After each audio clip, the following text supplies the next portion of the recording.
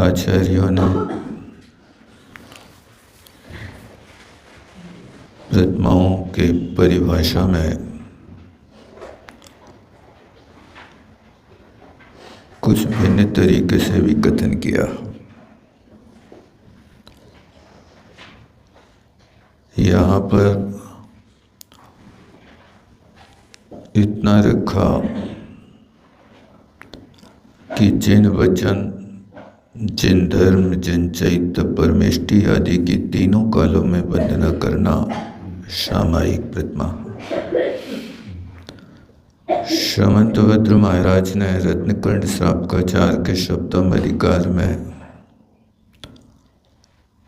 उन्हें कृति कर्म के लिए मुख्यता दी। चतुरा वर्तत त्रितय, चतुः प्रणामा स्थित हो जाता। चार आवर्त चतुरा वर्त, चारों दिशाओं में तीन तीन आवर्त के साथ और त्रियोग शुद्धि, मन वचन काय की शुद्धि। चतुः प्रणामा, चार प्रणाम करना, दो निषद्या करना, योग की शुद्धि करना, इसका नाम सामायिक है। अब इन दोनों प्रतिमाओं के स्वरूप को कुछ लोग कहने लगते हैं कि हम शिखर जी की वंदना यदि 12 बजे कर रहे हैं तो हमारी सामायिक हो रही कि नहीं हो रही, क्योंकि इन महाराज ने नियम बनाया, जम वंदनम तियालम, त्रिकाल वंदना कर रहे हैं तो हम शिखर जी की, गिरनार जी की वंदना कर रहे तो हमारी सामायिक हो रही है। यहाँ पर अभिप्राय सिर्फ इतना है कि श्रमंतभद्र महाराज ने कहा योग शुद्धि। त्रिकाल में योग शुद्धि होना यानी अशुभ काय से बच करके शुभ काय में प्रवृत्ति करना, अशुभ वचन योग से बच करके शुभ वचनों में प्रवृत्ति करना और मन की अशुभ प्रवृत्ति हटा करके शुभ मनोयोग होना। यहाँ पर श्रमंतभद्र महाराज का अभिप्राय भी यही है कि सामायिक का अर्थ सम एकी भावम, सम का अर्थ एकत्वपने की भावना होना, संगतम, जैसे दूध और पानी मिलने पर एक में एक हो जाता है। पानी का कोई अलग स्वरूप दृष्टिगोचर नहीं रहता। इसी तरह एक ही भाव परमात्मा के गुणों के चिंतन में एकत्व बुद्धि हो जाए। इसलिए कहा शोह मिथ्यात् संस्कार तस्मिन् भावनीया पुनः। सोहम सोहम सोहम ये जाप के रूप में होना चाहिए। शोह मिथ्यात् संस्कार, इससे जो आपने संस्कार प्राप्त किया, क्या किया? सोहम, जो भगवान है वही मैं हूं। इससे प्राप्त होने वाला संस्कार और उससे होने वाली भावना, वो आत्मा सो को हटा करके फिर अहम के रूप में रह जाता है। और जो सोहम रटते रटते सिर्फ अहम पे आ जाता है, वो एक दिन अरहम बन जाता है। समझे ना? अहम में एक रेप जुड़ जाए तो अरहम बन जाए, लेकिन वो कब होगी? जब आप सो मिथ्यात् संस्कार है, ये बार बार भावना हो जाए। इसलिए कहा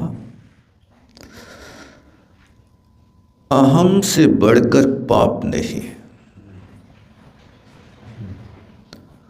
और राम से बढ़कर धर्म नहीं,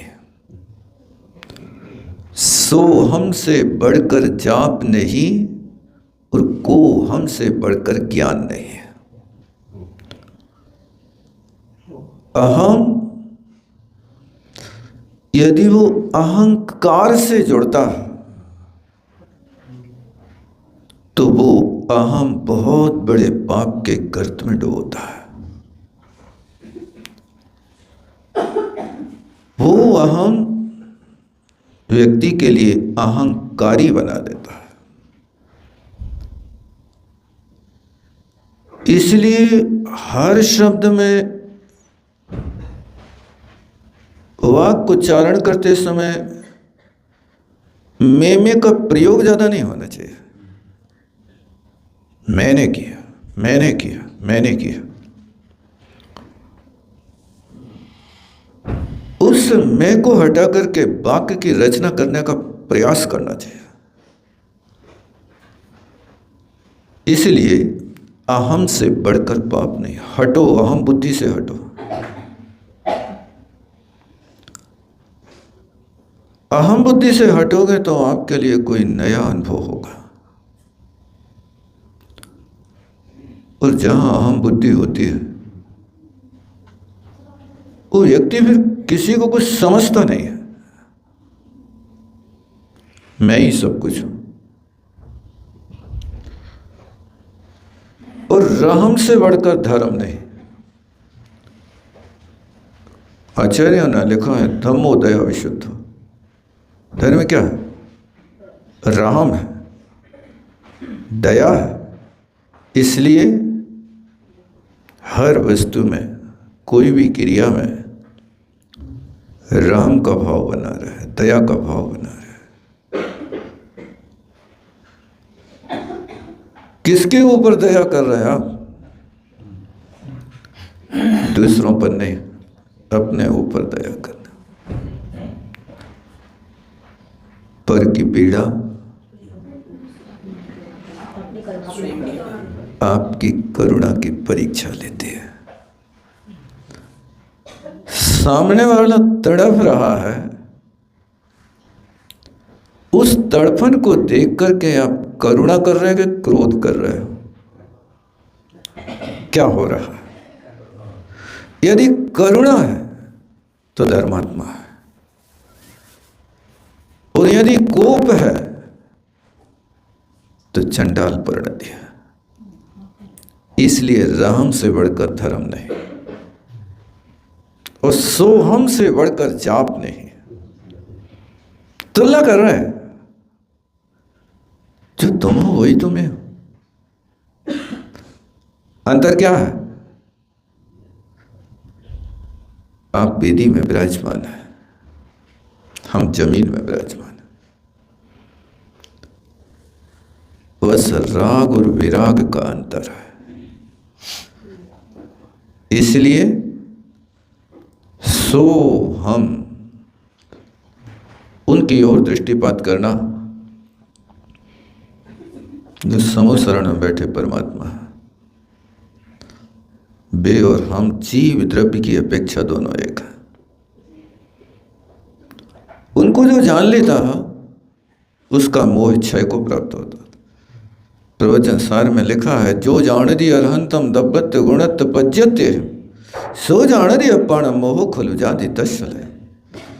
जो जिनेंद्र भगवान को द्रव्य गुण पर्याय से जानता है उसका मोह क्षय को प्राप्त हो जाता है। इसलिए जानो सोहम। उस सोहम को जानने के बाद फिर कहो को हम। मैं कौन हूं पता है? अपना परिचय करो। दुनिया का परिचय है, अपन को अपना स्वयं का परिचय नहीं है। आपा नहीं जाना तूने कैसा ज्ञानधारी रे? स्वयं को तो जानता नहीं और अपने आप को ज्ञानी बनने की घोषणा करता है। मैं बहुत जानता हूं, बहुत जानता हूं। जो एकम जानती सो सबम जानती, जो एकम ना जानती सो सबम ना जानती। जो एक को जान लेता है वो सबको जान लेता है, और जो अपने आप को नहीं जानता है वो सिर्फ ग्राह्य के ज्ञान को ओढ़ करके बैठा है। बाहर से लिया तो है, लेकिन बस इतना है, परोपदेश पांडित्यम। पर के लिए उपदेश है, अपने लिए उपदेश नहीं है। इसलिए इन 4 चीजों का अभ्यास करने का नाम समय है। अहम से बढ़कर पाप नहीं, रहम से बढ़कर धर्म नहीं।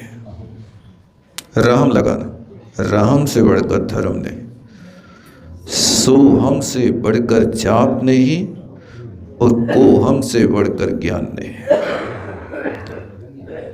इस समय के विषय में विचार आना। अब आगे चौथी प्रतिमा का स्वरूप बताया जा रहा है। उत्तम जहन्नम तिविहम पूषय विहाण मोदितम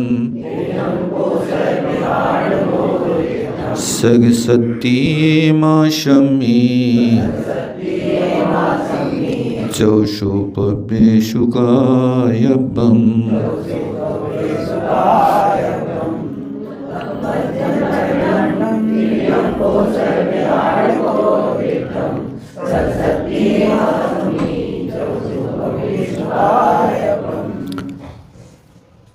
चौथी प्रतिज्ञा का नाम है प्रोषध। तो तिव्यम पोषय विहारम उत्तिष्ठम। प्रोषध का विधान 3 प्रकार से किया गया है। उत्तम पोषय विहारम उत्तिष्ठम, उत्तम, मध्यम और जघन्य के भेद से। इस 3 प्रकार के प्रोषधों में से सग सत्य अपनी शक्ति को विचार करके मासम में 1 महीने में चौषु पब्बेशु कायपम, ये 4 पर्व, इन 4 पर्वों में ये 3 प्रकार का प्रोषध अपनी शक्ति के अनुसार कर सकते हैं। इसका नाम प्रोषधोपवास है। इसके भी कई भेद बनाए हैं। 35 प्रकार के श्राप का 4 है। सभी आचार्य मतैक नहीं है। कुछ आचार्य कहते हैं अष्टमी चतुर्दशी को एकासन करना जघन्य प्रोषध है, और उपवास करना मध्यम प्रोषध है, उस 16 पहर के लिए अन्न का त्याग करना उत्कृष्ट प्रोषध है। यानी सप्तमी का एकासन, अष्टमी का उपवास और नवमी का एकासन। उत्कृष्ट उपवास का नाम चतुर्थ भुक्ति त्याग है। यानी जो 2 बार भोजन करने वाले हैं उनकी 4 भुक्ति का त्याग हो जाता है। इसलिए उपवास को, प्रोषधोपवास को चतुर्थ भुक्ति कहते हैं, और बेला को षष्ठ भुक्ति कहते हैं, तेला को अष्टम भुक्ति कहते हैं। इस तरह से बेला, तेला, चौला, छेला ये क्रम से आगे करते रहते हैं। तो यहाँ पर अपनी शक्ति को विचार करके करना। साधक को हमेशा याद रखना चाहिए कि जैसे घोड़े पर सवार होने वाला व्यक्ति एनी टाइम लगाम को खींच के नहीं रखता, लगाम अवसर पर खींचता है, वह की लगाम को ढीली छोड़ देता है। घोड़ा अपनी चाल में चल रहा है तो झटके मारने की जरूरत नहीं। झटके तब लगाए जाते हैं जब घोड़े की चाल धीमी हो जाती है। इसी तरह हमेशा एक ही चाल में चलना, द्रव्य क्षेत्र काल की स्थिति को विचार किए बिना साधना में हठाग्रह नहीं होना चाहिए। साधक को हमेशा याद रखना चाहिए, शरीर टूटे ना और साधना छूटे ना। अल्पकाल में यदि आपने साधना की उत्कृष्टता बना दी, बाद में टूट गए। इसलिए कुंद स्वामी ने प्रवचन सार में चरणानुयोग चूलिका में अभ्रश संयम और उपेक्षा संयम, उपेक्षा संयम का अर्थ निश्चय रत्नत्रय है और अभ्रश संयम का अर्थ सराग संयम है, व्यवहार रत्नत्रय है। बस अपने धर्म की कोई भी क्रिया छूट ना जाए, इसलिए यथासंभव जघन, मध्यम, उत्कृष्ट, इस प्रकार से साधना का क्रम बढ़ाना चाहिए।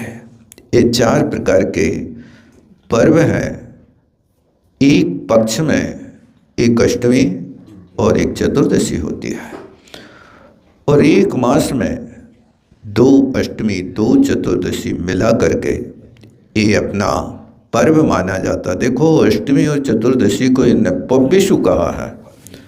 पर्वों में ये बहुत बड़ा पर्व है, इस पर्व को छोटा नहीं समझना चाहिए। इन पर्वों में, और ये शब्द लिखा सग शक्ति है, अपनी शक्ति को विचार करके साधना मानसिक विशिष्ट होना चाहिए। साधना कसायों के नष्ट करने की होना चाहिए। यदि कसाएं समाप्त होती हैं तो शरीर के प्रति अपने आप विरक्ति भाव उत्पन्न हो जाता है। कषायें बलवती हो, उस शरीर के लिए यदि आप कुछ करते हैं तो इससे खास लाभ होने वाला नहीं है, क्योंकि शरीर के कृष्य नहीं, कसायों की कृष से गुण स्थान की वृद्धि होती है। गुण स्थान बढ़ाना है तो कसायों पर कुठाराघात करो। कसाएं शांत होंगे तो आप संयम लब्धि स्थान बढ़ा पाएंगे, और कषाएं शांत नहीं हुई तो मुनि वृद्धार अनंत बार गृह को जाए। पेनिर्यातम ज्ञान बिना सुख लेश न पाए। सब कुछ किया लेकिन जो करने योग्य था उसको नहीं किया। खाद पानी तो उनको देते रहे, दूसरा कार्य नहीं कर पाए। इसलिए साधना करो तो उस वस्तु की करो। 1000 निमित्त मिले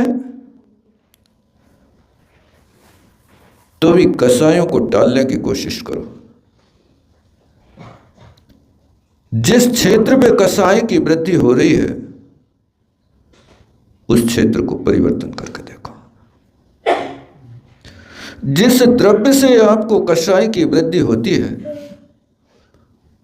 उस द्रव्य से दूरियां बना करके रखो। बुराई नहीं बनाना। निमित्त को टालने से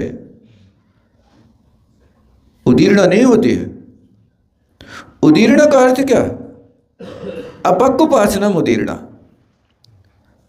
समय से पहले उन कर्मों को उदय में ले आना, उसका नाम उदीर्णा होता है। इसलिए कोशिश करें अपनी शक्ति के अनुसार साधना करते हुए। आचार्य गुणभद्र महाराज ने कहा है, करो तो ना तपा घोरम। यदि तुम घोर तप नहीं कर पा रहे तो मत करो। काय क्लेशा सहो भगवान। उस काय क्लेश के माध्यम से आपको पीड़ा होती तो घोर तप मत करो, कोई जरूरत नहीं। लेकिन चित्त साध्यान कसायारीन, मन से जीतने योग कसाय रूपी शत्रुओं को यदि तुमने नहीं जीता तो तुमसे बड़ा कोई अज्ञानी नहीं है। ना जये तदज्ञता, ऐसा लिखा। यदि नहीं जीते तो बहुत बड़ी अज्ञान का काम किया। इस तरह यहाँ ये भोजन पान के प्रति आसक्ति त्याग कराई जा रही है। ये लब्धि स्थान बढ़ाने के लिए कहा जा। शक्ति है तो उत्कृष्ट कर लो, नहीं है तो मध्यम कर लो, और यदि नहीं है तो जघन्य कर लो। दूसरी प्रतिमा में भी अश्विनी चतुर्दशी को एकासन का है, तो ये जघन्य और ये प्रोत्साहन और ये देखो, वहाँ आपकी शिक्षा है, आप सीख रहे हैं, विद्यार्थी हैं। अब यहाँ तुम मास्टर बन रहे हो। शिक्षक में और शिष्य में अंतर होता कुछ के नहीं। उस समय आपको सीखना है, अभ्यास करना है। यहाँ पर आपको ये मूल गुण के रूप में धारण करना है। इतना है उसमें अंतर।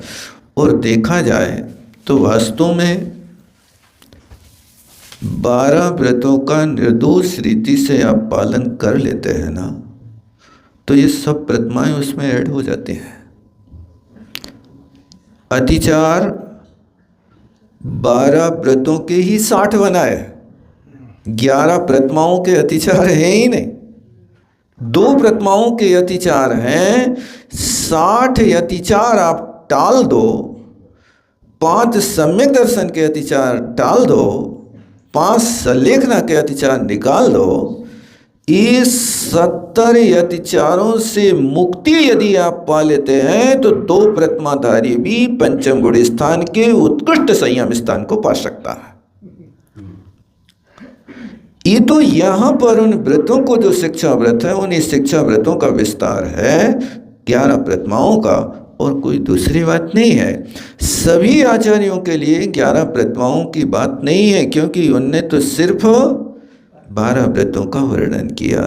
आप तत्वार सूत्र में देख लीजिए, तत्वार सूत्र में 12 व्रतों ही का वर्णन है, 12 व्रतों के स्वरूप का वर्णन है, उन 70 अतिचारों का वर्णन है।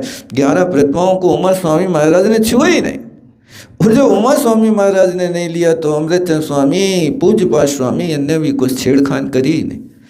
लेकिन समंत भद्राचार्य ने 11 प्रतिमाओं का अधिकार रखा है, तो इसमें बहुत सारे विद्वानों का मत है कि 7वां अधिकार छेपक है, मूल्य है।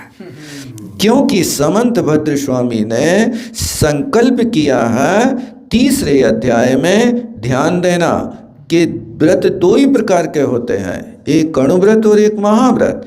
और वहाँ पर उन्होंने लिखा 5 अणुव्रत, 3 गुणव्रत, 4 शिक्षाव्रत, यही श्रावक के व्रत हैं। कैसा है श्लोक? 5 अणु नहीं, ये तो फल है उसका।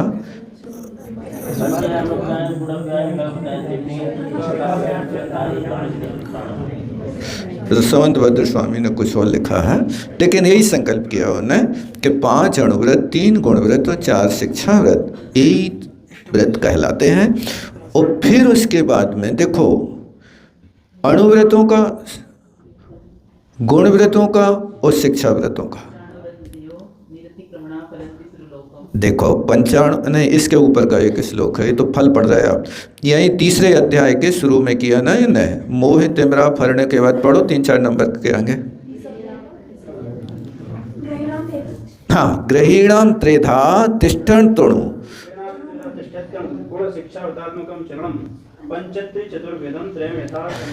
ये संकल्प किया है समंत भद्र स्वामी ने। इससे होता ग्रहीणाम त्रेधा, ग्रस्थों के 3 ही व्रत हैं। कौन से 3 व्रत हैं? 5 अणुव्रत, 3 गुणव्रत, 4 शिक्षा व्रत, और आगे क्या है? पंचत्री चतुर्वेदम। बस 12 व्रतों का वर्णन इनने भी संकल्प किया।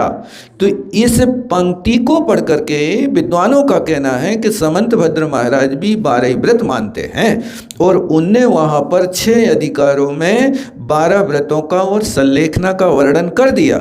7वें अधिकार को एक प्रतिमा के रूप में अलग अधिकार है, वो अधिकार को विद्वान लोग कहते कि ये छेपक है, क्योंकि समंत भद्र स्वामी ने प्रतिमाओं का संकल्प नहीं किया, 12 व्रतों का संकल्प है इनका। जो 3 दिन एकासन किया जाता है, किसमें आएगा? ये सब आचार्यों का कथन नहीं। एक आचार्य मानते हैं कि आप 16 पहर, 8 पहर और 4 पहर, 3 एकासन करना जगन्ना, एक उपवास करना मध्यम, और वहाँ पर प्रोषधोपवास करना उत्तम। ऐसा सकल कीर्ति महाराज संभवतः उन्हें बनाया। बाकी दूसरे आचार्यों ने वहाँ कहा कि देखो, उन्होंने कहा सकृत भुक्ति, यानी प्रोषद का अर्थ क्या है? 2 अर्थ होते हैं, एक सकृत भुक्ति और एक होता है पर्व। प्रोषद माने पर्व। प्रोषद के साथ उपवास जुड़ता है तो प्रोषदोपवास कहते हैं। प्रोषद के साथ पर्व जुड़ता, वो उपवास जुड़ता है तो प्रोषदवास का अर्थ हुआ पर्व के दिन में उपवास करना। और जहाँ प्रोषद का अर्थ सकृत भुक्ति, एक भुक्ति होता है, उसको भी उनने उपवास मतलब इसको प्रोषदोपवास में ऐड किया है। जिस समंतभद्र स्वामी ने लिखा है सकृत भुक्ति, चतुराहार विसर्जन उपवास प्रोषद सकृत भुक्ति। हाँ, ये कौन सा श्लोक है? ये 109 नंबर का है। पूरा बोलो इसको। चतुराहार विसर्जन उपवास प्रोषद सकृत भुक्ति सब प्रोषदोपवासो यदि पोष्यारंभ महाचरति। हाँ, यहाँ पर प्रोषदोपवास के साथ में रखा है कि यहाँ पर भुक्ति के त्याग के साथ में उपवास करना पर्व के दिन, ये भी होता तो सकृत भुक्ति का अर्थ एक भुक्ति भी हुआ करता है। इस अपेक्षा से एकासन को भी वे जघन्य उपवास मानते हैं। और फिर महाराज ने सरस्वती लिख दिया, तो जितना ही अपनी शक्ति हो उतना कर सकते हैं। महाराज जी, सामायिक घटना में यदि समय से ज़्यादा हो जाता है तो उसमें अतिचार। देखो, आप कालातिक्रम कर रहे हैं कि सामायिक अधिक कर रहे हैं? क्या कहना चाह रहे हैं? जैसे 12 बजे जो हमें सामायिक को बताया, 12:30 बजे में 1 बज गया, शाम दूसरे में लगे 1:30 बज गया। देखो, काल का तो हमेशा ध्यान रखना चाहिए। श्रावकों के लिए तो उतना रखा है, लेकिन आचार्य श्री कहते थे कि आप यदि स्वोपयोग में लगे हैं, आहार दान आदि दे रहे हैं, उसमें यदि लेट हो रहे हैं तो आपका स्वोपयोग है, आप बाद में भी कर सकते हो, लेकिन उसका पूर्ण रूप से त्याग नहीं करना जैसे हो। और मूलतः ये है कि 2 प्रतिमाधारी के लिए तो अभ्यास है, उसके क्या शिक्षा व्रतों में है, और शिक्षा व्रतों में शिक्षा ले रहा है कि हमें एक कार्य करना। लेकिन जब 3 प्रतिमा होती है तो फिर आपने संकल्प कर ही लिया है, उस संकल्प के अनुसार फिर समय को जुटाने की कोशिश करना।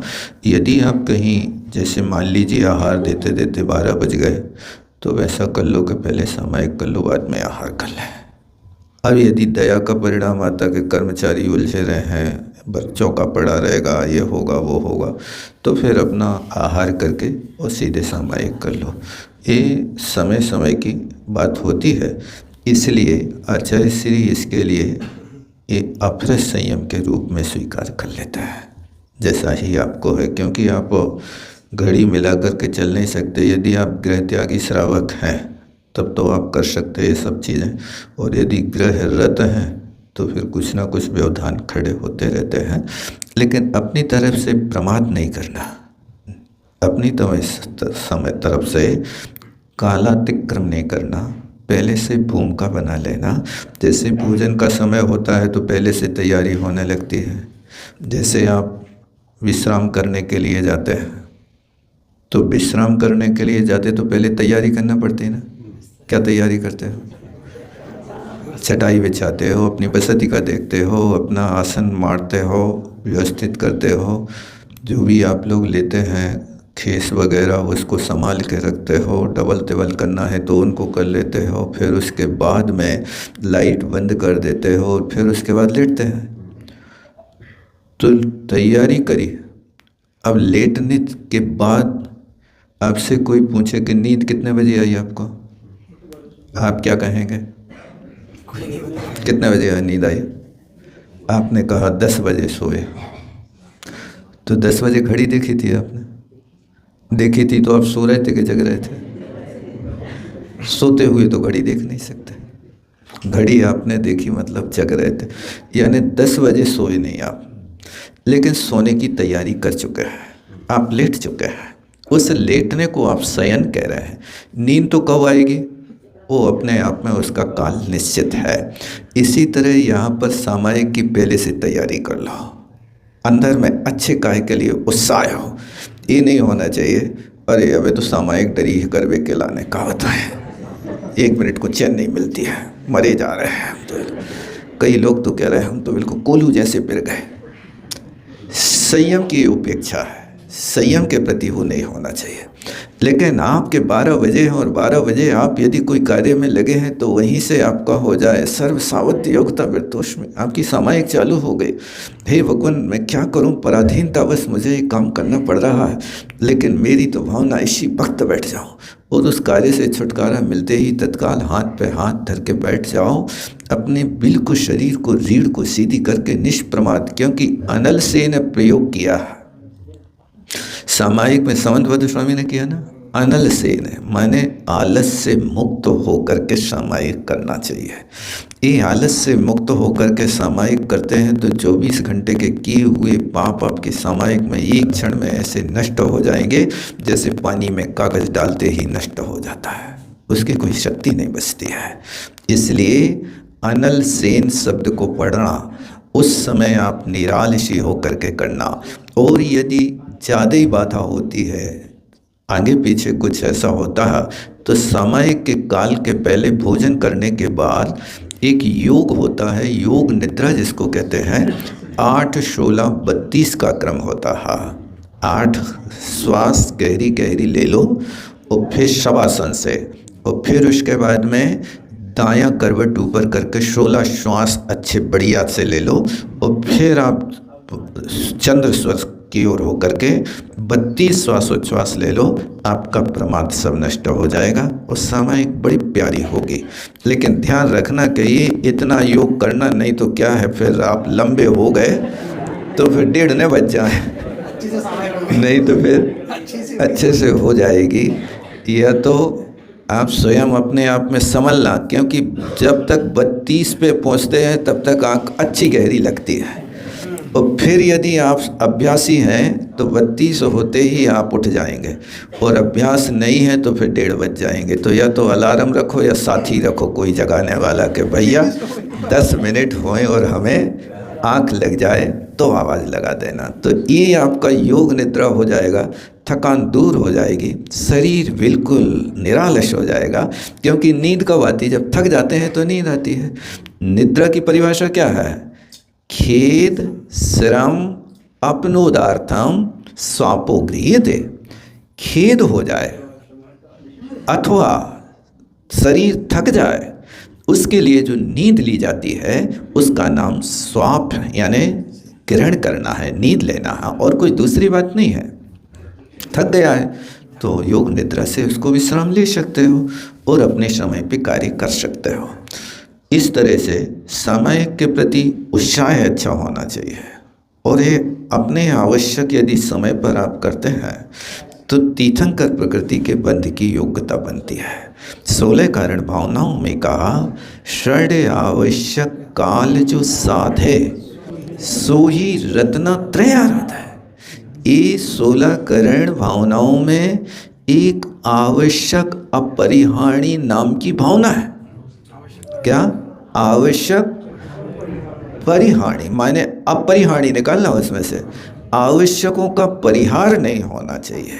आवश्यक करना बहुत अच्छे ढंग से, प्रतिक्रमण करते हैं अब सामूहिक रूप से, चलो भैया अब बुलावो आगो शो अब तो न ले हैं चैन में, जे आपको प्रतिक्रमण के प्रति उत्साह नहीं है, या तो इससे अच्छा है कि विशुद्धि संपन्न होकर के आप अपना सेपरेट करो, अथवा समय से पहले प्रतिक्रमण इस शुद्धिकरण है, इसके लिए अपने को इस समय की बर्बादी और प्रमाद नहीं होना चाहिए। खैर, जो जितना गुड़ डालेगा मीठापन तो उतना ही आएगा। आप जितनी शक्ति लगाएंगे उतना ही आप अपने पुण्य प्रकृति का अनुभाग बंद करेंगे, अधिक अमृत रूप नहीं करेंगे तो कोई बात नहीं, अपना अपना सब हिसाब किताब सबके साथ होता, लेकिन भाव हमेशा विशुद्ध रखो। अन्यथा एक दिन कहा था कि सब कुछ बदल जाता है लेकिन भाव नहीं बदलता है। देश बदला, भेष बदला, नाम बदला, निवास बदला, गुरु बदला, क्रिया बदली, लेकिन भाव नहीं बदला है। भाव वही के वही है। आपने देश बदल दिया, परिवार छोड़ दिया, गृहस्थी का घर छोड़ दिया, बेस बदल गया, रंग महल में पौंटते कोमल सेज बिछाए, देह पश्चिम निष्भूम में सोए श्रंबर का है। कहाँ पर आप डल्लब के गद्दों पर कुलाटें खेलने वाले और राज कठोर पाटा पर रात्रि व्यतीत कर रहे हैं।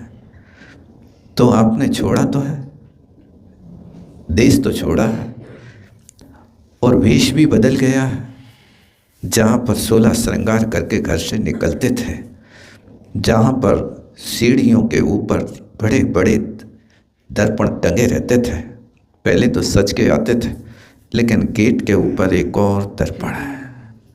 निकलते समय एक और सरसरी निगाह से अपने चेहरे पर दृष्टि डाल लेता है, कहीं कालिक तो नहीं आ गए। होता ना ऐसा, और चेहरे पे कालिक दिख जाए और गाड़ी स्टार्ट रोड पे खड़ी हो गए,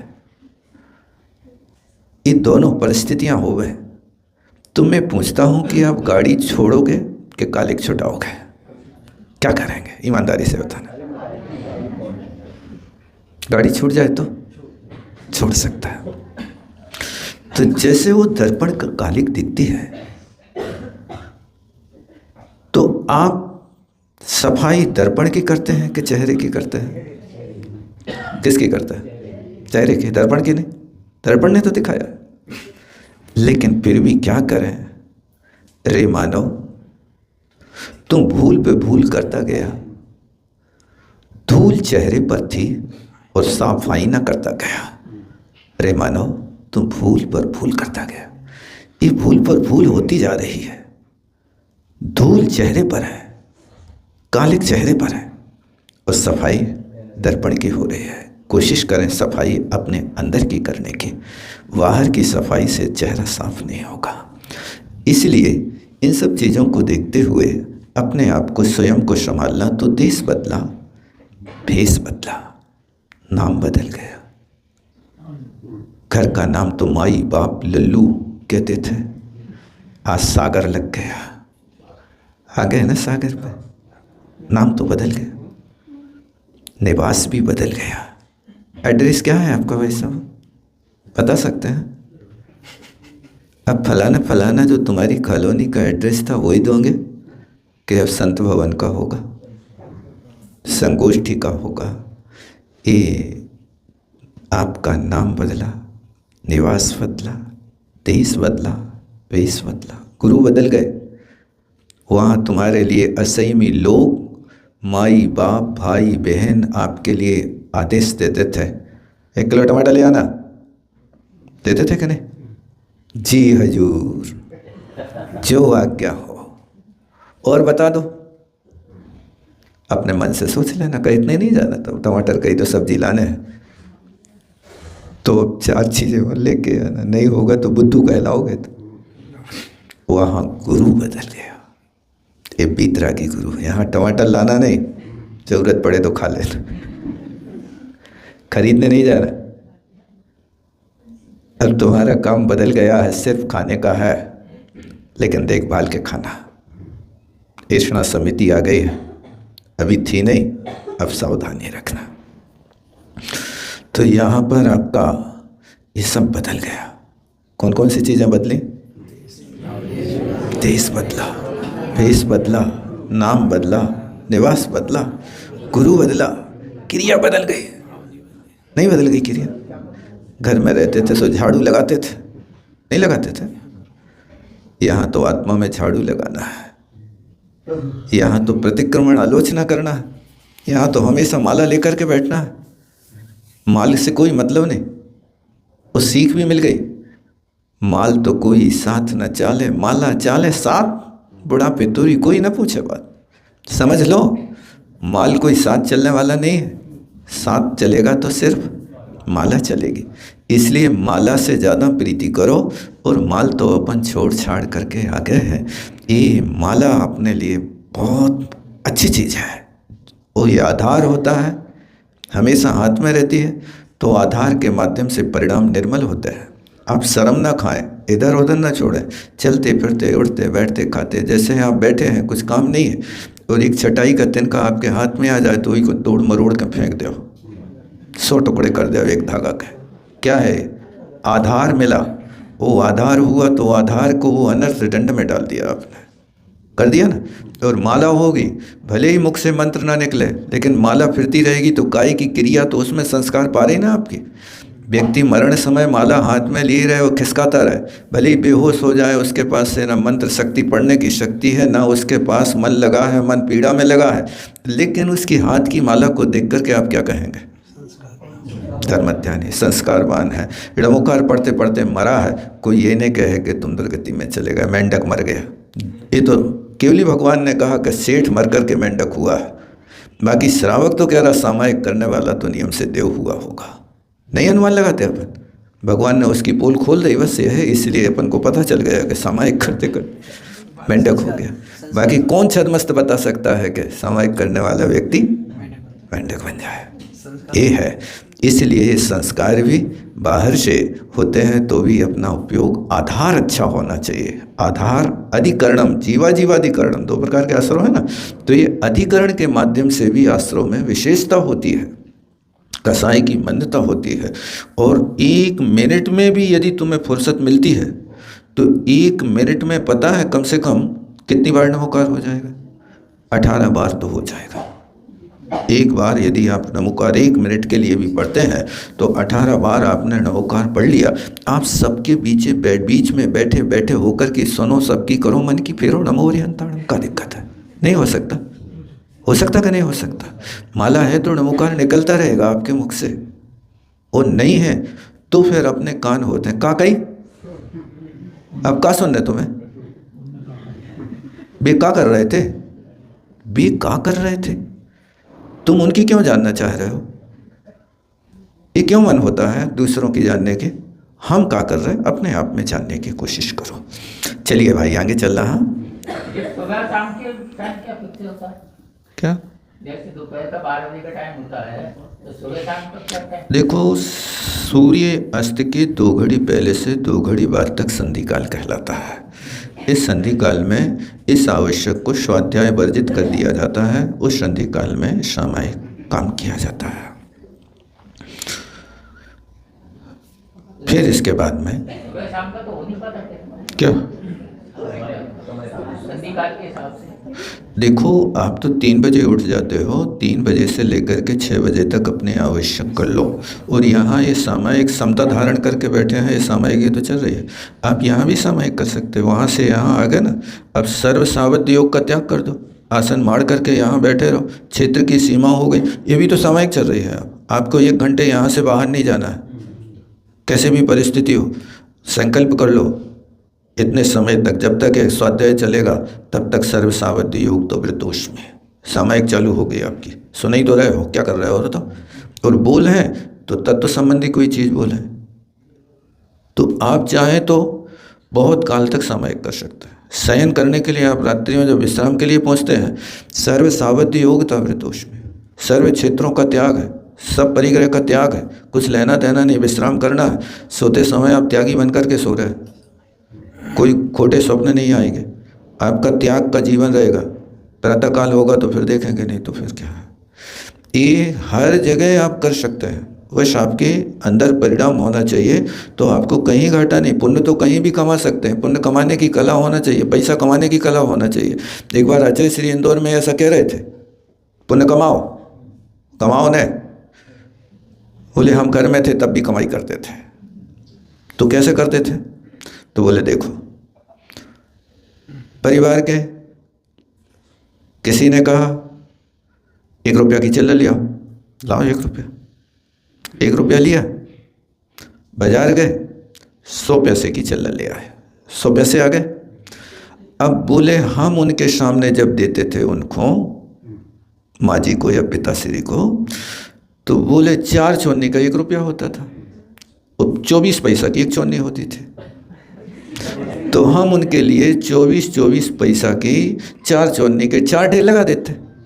सो उनके लिए हम 1 रुपया चुका देते थे, 4 पैसे हमारे बच जाते थे। और फिर उसके बाद हम तुम्हारा काम करके आए ना, 6 पैसा हमारे लाने और दो। सुबह उसमें से 1 पैसा उठा के और दे देते थे, तो 4 और आ गए। अब हम कहते ये तो कम है, तो वे 2 और देते थे। मैंने 6 पैसा ऐसे कमा लाए, 4 पैसा ऐसे कमा लाए, 10 पैसा को अपना काम होगा। ये हम घर पे भी कमाते थे। तो आचार्य श्री मतलब कमाई का हमेशा ध्यान रखते थे।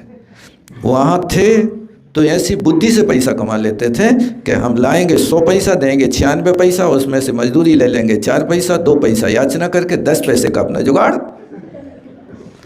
ऐसा जुगाड़ आप भी कर सकते हो ना, कि आप कोई भी काम कर रहे हो, यहाँ से वहाँ बैठे हो, सबके बीच में बैठे हो, समुदाय के रूप में बैठे हो, और बैठे हुए सर्व सावध्य योग का त्याग कर दिया, सबकी बातें सुन रहे हो, डमोकार अपना पढ़ते रहो। यदि कोई ग्राही बात हो तो ग्रहण कर लो, गप्पाष्टक हो तो डमोकार चलते रहो।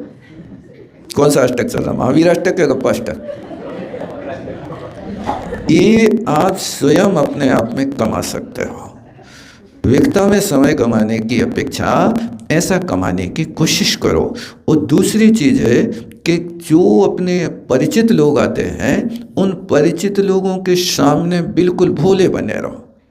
वे जो बताएं सो आप बाक कायाभ्याम अतत्परा, उनके वचन तो सुनो लेकिन तुम कुछ नहीं बोलो, क्योंकि सुनाए बिना तो जय हिंद तुम्हारे पास आए हैं। सो वे अपनी बात तो तुम्हारे सामने रखें, पक्का है, लेकिन आचार्य कह रहे तुम अतत्पर हो के सुन लो। तो वे अपनी पीड़ा कह जाएंगे, तुम अपना धर्म ध्यान कर लोगे। शरीर से भी कुछ कहो नहीं, कोई सलाह नहीं दो। और फिर इसके बाद जब भी समय ले लें, अपनी बात कहें, भैया सामयिक को समय हो रहा है, हम कह नहीं रहे तुम जाओ, क्योंकि तुम तो वासन माड़ को बैठो। अब 2 घंटा रास्ता में लगा के आए हो तो लेके आए कि महाराज के भी 2 घंटा अपन को खाने हैं, ठीक है, लेकिन अपन अपनी होशियारी से काम कर लो तो तुम बहुत सफल व्यापारी हो। अन्यथा तो आओ लच्छू जाओ लच्छू, नहीं ते कच्छू न वो ते कच्छ। चाहे तुम धर्म के क्षेत्र में रहो, चाहे गृहस्थी के क्षेत्र में रहो, काम तो आपका वही चल रहा है। यदि संयम के क्षेत्र में भी असंयम की प्रवृत्ति हो रही है, माने ये अपने पास समाधान की क्रिया 25 क्रियाओं में एक क्रिया है कि जो संयमी को असंयमी के सन्मुख हो जाना, वो सांप्रायिक आश्रव की क्रिया है, आपके लिए पापाश्रव का कारण होगा। इसलिए आचार्य श्री की तकनीकी अपनाओ कि जैसे वे पैसा कमा लेते थे, बाद में पुण्य भी कमाया उनने। यही तरीके से बोले 10 लोगों ने उपास कर लिए और हमसे ले गए, तो हमारे पास उनका 6वां हिस्सा आ गया। हमारा तो उपास वैसे ही होगा, आशीर्वाद देने में। ये क्रिया अपन को भी करना चाहिए। अब आगे चलते हैं अपन, समय तो हो रहा है, कब तक करेंगे आप लोग? जम बज्जरि हरिदम तय पत्त पवाल कंद फल वियम अप्पा सुगंच सलिलम सचित्त निवृत्तिमं ठाणम।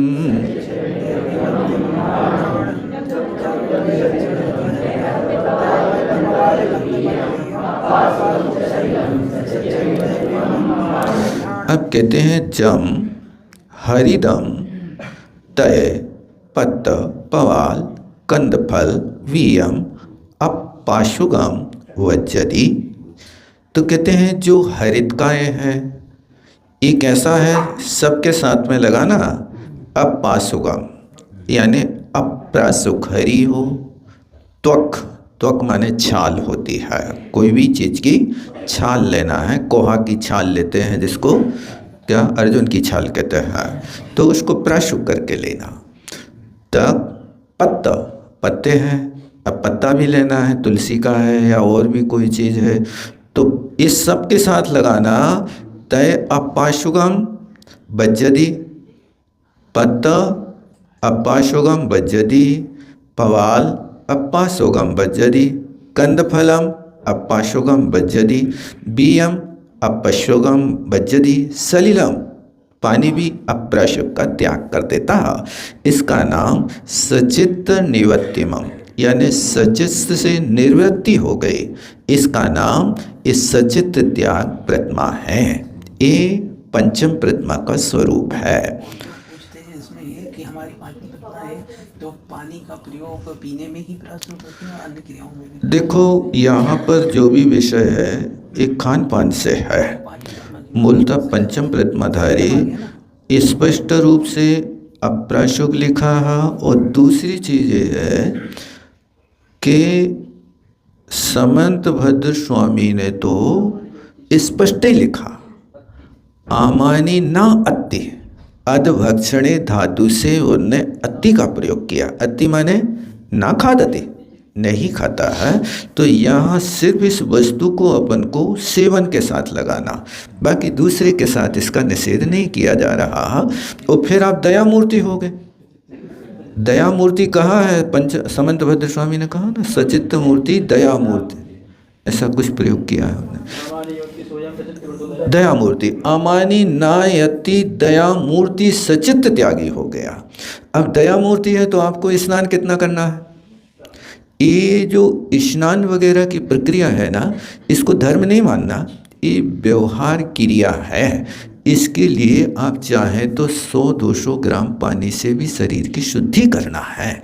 जो अपने शरीर में विकृति, मल मूत्र आदि, कहीं लार टपक गई शयन आदि के काल में, तो उस शुद्धि को करना है। कई लोग इस तरह से अपने अल्प पानी के साथ में गीली नैपकिन करके शरीर को प्रक्षालित कर लेते हैं। यही शरीर की शुद्धि है, और क्या। ये मतलब थोड़ी कि आप 20 लीटर पानी रोज शरीर के ऊपर डालो तब शुद्धि हो गए। ये तो अपव्यय है, ना समझी है। इतना अपव्यय नहीं करना चाहिए। कपड़ों को भी धोना है तो हिसाब किताब से धोना, रोज रोज निर्मा पानी को लेकर के नाली में बहाना, ये बहुत बड़ा अपव्यय है, पाप है। अल्प वस्त्र होना, और वो भी इतनी सावधानी रखना कि रोज रोज गंदे ना हो। पहरो तो, लेकिन उनको भी इज्जत से उपयोग करो। ऐसा नहीं कि जहाँ कहीं धूल में कबड्डी खेलने लगे और कपड़ा बच्चों की तरह गंदे करने लगे, रोज धोने की आवश्यकता हो गई।